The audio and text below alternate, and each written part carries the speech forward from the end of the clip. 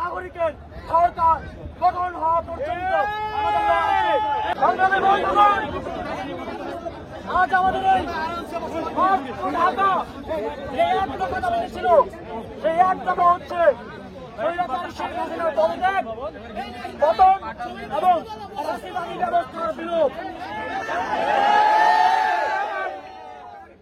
আমরা এক দফা প্রথম অংশের বাস্তবায়ন পেয়েছি, কিন্তু মূল সমস্যা হচ্ছে সেই ফ্যাসিবাদী ব্যবস্থা যা বারবার শেখ হাসিনাদের জন্ম দিবে। আমাদের এই ফ্যাসিবাদী ব্যবস্থার বিলোপ নিশ্চিত করতে হবে।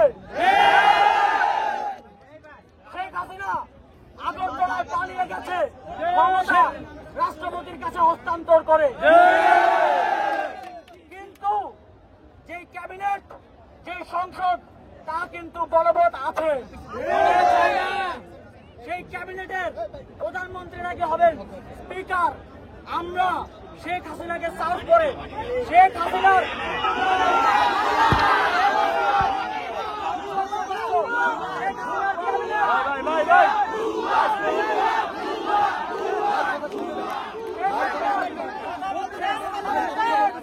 শেখ হাসিনার সুবিধাভোগী প্রত্যেক ফাঁসিবাদীকে এই দেশ থেকে উৎখাত করতে চায়।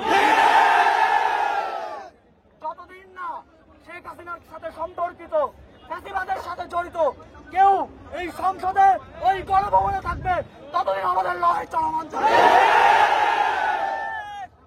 আমরা আবার কোন শেখ হাসিনার জন্ম হতে দেব না।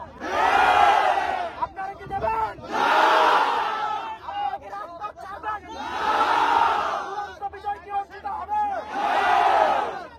আমরা ছাত্র জনতার পক্ষ থেকে রূপরেখা দিব। ছাত্র নাগরিকের সরকার গঠন হওয়া পর্যন্ত আমাদের লড়াই